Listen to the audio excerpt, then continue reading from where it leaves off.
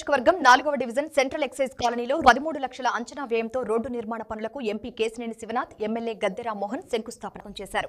ఈ కార్యక్రమంలో స్థానిక ప్రజాప్రతినిధులు, నాయకులు, కాలనీవాసులు పాల్గొన్నారు. ఈ సందర్భంగా మాట్లాడిన ఎంపీ కేశినేని శివనాథ్ మాట్లాడుతూ యువనేత మంత్రి నారా లోకేష్ చేపట్టిన యువగళం పాదయాత్రకు ఈ రోజుతో 3 ఏళ్లు పూర్తవుతున్నాయని గుర్తు చేశారు.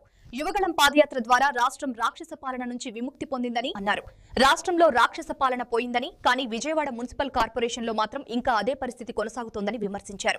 ఎమ్మెల్యే గద్దె రామ్మోహన్ మాట్లాడుతూ విజయవాడ సుందరీకరణ, అభివృద్ధి కోసం డిపిఆర్లు సిద్ధం చేయడంలో ఎంపీ కేశినేని శివనాథ్ ప్రత్యేక శ్రద్ధ తీసుకుంటున్నారని చెప్పారు. మున్సిపల్ కౌన్సిల్లో ఉన్న వైసీపీ అభివృద్ధి పనులకు అడ్డుపడుతూ జాప్యం చేస్తోందని విమర్శించారు. సీఎం నాయకత్వంలో అభివృద్ధికి పెద్దపీట వేస్తున్నారని అన్నారు. యువనేత నారా లోకేష్ పాదయాత్ర ప్రారంభించి 3 సంవత్సరాలు పూర్తయింది. రాక్షస పాలన నుంచి రాష్ట్రాన్ని విముక్తి చేసిన ఈ పాదయాత్ర ద్వారా ఆయన రాష్ట్రం మొత్తం నలుమూలలా తిరిగి రాష్ట్రంలో ఉన్న సమస్యలను తెలుసుకుని ఇవాళ రాష్ట్ర సమస్యలు పరిష్కరించడంలో ఆయన నిరంతరం చేస్తున్న కృషికి మేము విజయవాడ వాసుల తరపున ధన్యవాదాలు తెలుపుకుంటున్నాం.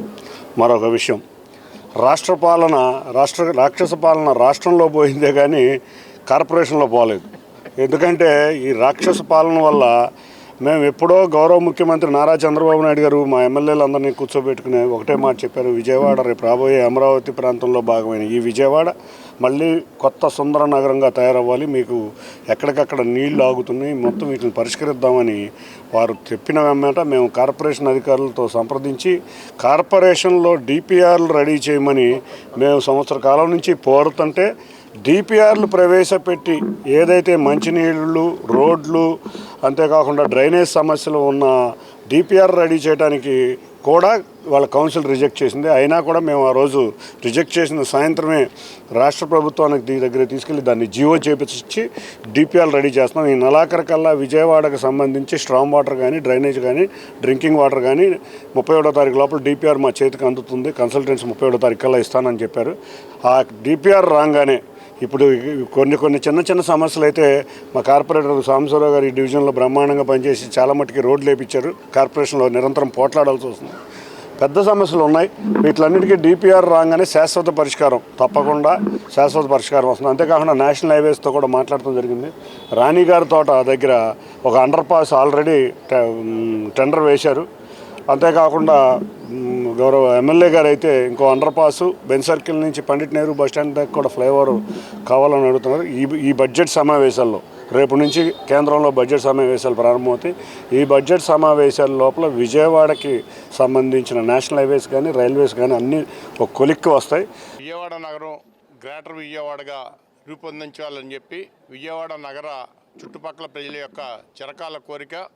ఆ కోరిక మేరకు మరి ఎన్డీఏ కూటమిలో ఉన్నటువంటి ఎన్టీఆర్ జిల్లా ఎమ్మెల్యేలు, ఎంపీలు అందరూ కూడా మరి ముందుకెళ్తా ఉన్నారు. దానికి చంద్రబాబు నాయుడు గారు కూడా సుముఖత వ్యక్తం చేశారు. ఈ గ్రేటర్ విజయవాడ అవ్వాలని చెప్పి మరి మన విజయవాడ పార్లమెంట్ సభ్యులు శ్రీ కేశినేని శివనాథ్ చిన్ని గారు పట్టుదలగా కూడా పనిచేస్తూ ఉన్నారు. భవిష్యత్తులో గ్రేటర్ విజయవాడకు కావాల్సినటువంటి డిపిఆర్లు రెడీ చేయాలని చెప్పి, డ్రైన్స్ కానివ్వండి, లింక్ రోడ్లు కానివ్వండి, బ్రిడ్జెస్ కానివ్వండి చెప్పి మరి నగరపాలక సంస్థకి డిపిఆర్ రిపోర్ట్ చేయమని వచ్చినప్పటికి కూడా ఇప్పటివరకు కూడా డిపిఆర్ తయారు చేయడంలో కూడా ముందుకు వెళ్ళట్లేదు. విజయవాడ నగరపాలక సంస్థలో వైఎస్ఆర్సీపీ అధికారం చేపట్టినప్పటి నుండి ఇప్పటి వరకు కూడా అడుగడుగున అడ్డంకులు, అభివృద్ధికి ఆటంకాలు కల్పిస్తూ కూడా ముందుకెళ్తా ఉన్నారు.